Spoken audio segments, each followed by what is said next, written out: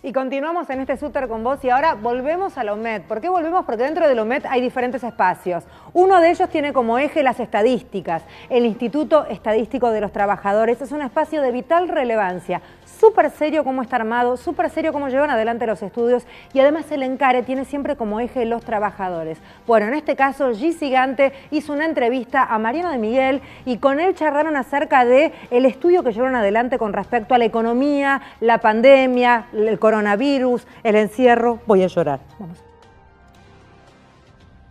Nos acompaña Mariano de Miguel. Él es del Instituto Estadístico de los Trabajadores, que no descansa en este momento de cuarentena porque este es su momento para medir los índices de inflación, entre otras cosas. ¿Cómo estás, Mariano? ¿Qué tal? ¿Cómo te va? Será un gusto. Comentame cómo está trabajando en este momento el IET. Sé que elaboraron un informe macro. ¿Cuáles fueron los resultados?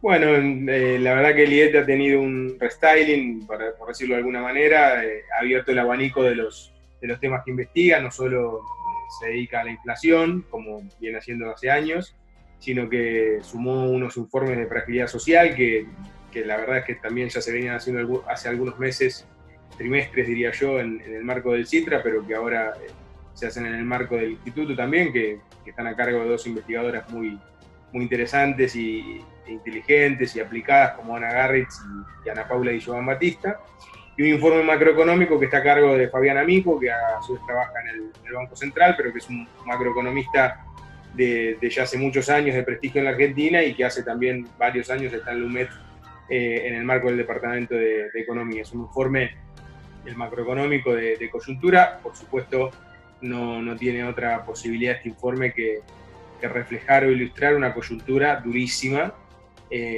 Todavía los datos y las fuentes de información no acusan completamente recibo del parate económico, que es mayúsculo, no solo en Argentina, sino en el mundo. Así es. Bueno, en principio, cómo son los índices de inflación que se están registrando y cómo es la economía de pandemia, ¿no? ¿Qué está pasando? ¿Cómo se monitorea esto a nivel de la economía de la Argentina? Mirá, la verdad que viste que está muy en boga esta disyuntiva entre si hay una estrategia en Argentina y en el mundo sanitarista o una estrategia economicista. Yo soy de los que creen que en verdad no existe tal disyuntiva, porque cuando vos mirás los países que en teoría han privilegiado la economía, no es que estén mejor desde lo económico, y a su vez cuando vos mirás los países que no es que hayan desatendido, o sí, la cuestión sanitaria, como es el caso de Italia o de España, que lo han hecho tardíamente, finalmente el costo sanitario se traduce también en un costo económico, con lo cual yo diría, esta pandemia lo que impone es una estrategia sanitarista que algunos países hacen mejor o peor. La Argentina parece que está acertando desde ese punto de vista, pero desde el punto de vista económico supone un desafío mayúsculo. ¿Por qué? Porque viste que se habla mucho de que la pandemia es una guerra, pero las guerras en sentido tradicional, desde lo económico al menos, tenían o tuvieron para algunos países, sobre todo los que han ganado las guerras, un beneficio durante el transcurso de la guerra, que es que la verdad todo el mundo está trabajando, todo el mundo está ocupado, y el desafío de esas guerras tradicionales no era tanto movilizar los recursos productivos, sino en todo caso ver cómo se repartían los pocos recursos que quedaban para consumir, ya que todos usaban en la medida de lo posible la guerra, para producir tanques, armas. En este caso actual, esta guerra del virus es nefasta porque además del enemigo del virus, está el problema de que realmente hay muchos recursos materiales que no se usan, otros que sí y que se necesitan más que antes, como pueden ser los sectores que producen bienes esenciales, pero la mayor parte de la economía, del comercio, de los servicios, de la industria está parada. Y eso es un gran desafío porque de la mano en la que se paran las industrias y los comercios y los servicios, obviamente se para el empleo, de la mano de eso viene una presión grande para frenar los salarios y para despedir y suspender gente, de la mano de eso viene una caída del consumo, no solo por el que lo suspenden o el que queda desempleado o sus ingresos merman, sino porque aún el que los conserva no sabe muy bien en qué gastarlos, el que tiene la suerte o el privilegio de conservarlos, y el no saber en qué gastarlo o no poder gastarlo es el no ir al restaurante a comer, no ir al teatro, no ir al cine.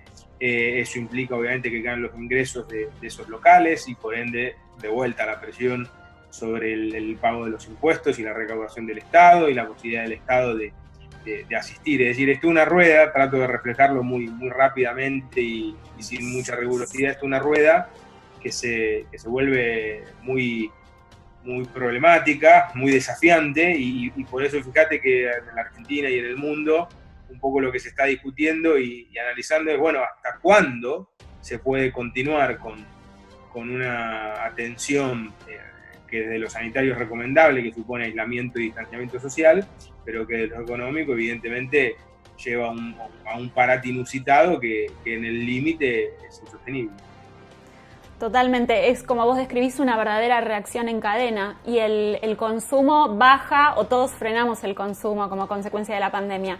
Ahora la pregunta es, ¿hay diferencia en la afectación de la economía durante la pandemia en los distintos estratos sociales? ¿Ustedes pudieron hacer una diferenciación?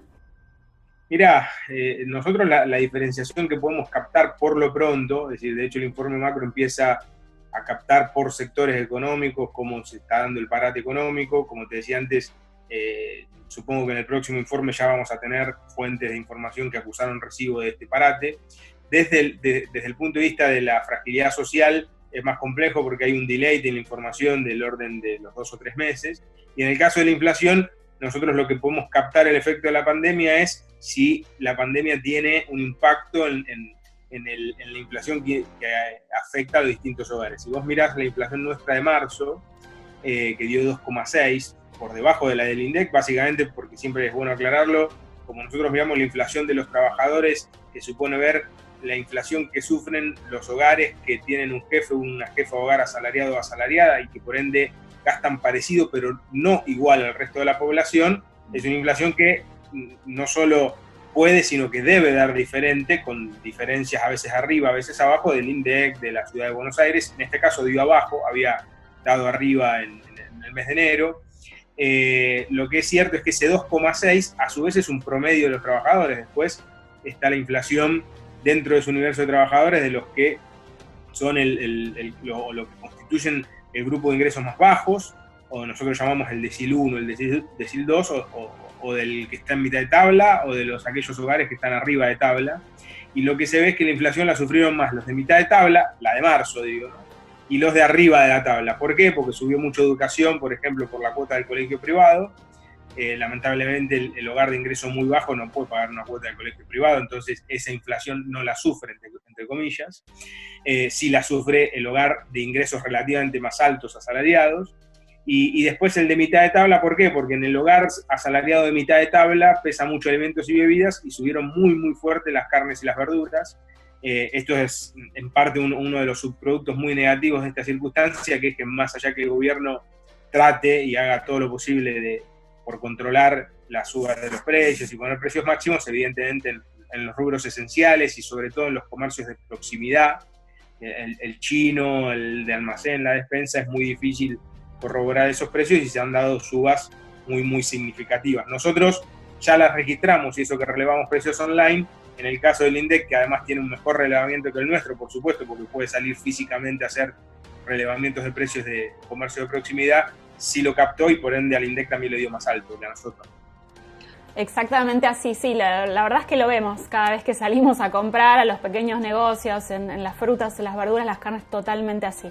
Bueno, Mariano, te agradecemos un montón que estén monitoreando todo lo que pasa en la sociedad con respecto a eso, y bueno, vamos a tener que hablar en poco tiempo para ver qué sigue investigando el IED con respecto a lo que está pasando con nuestra economía. Con mucho gusto. Les mando un abrazo grande. Gracias.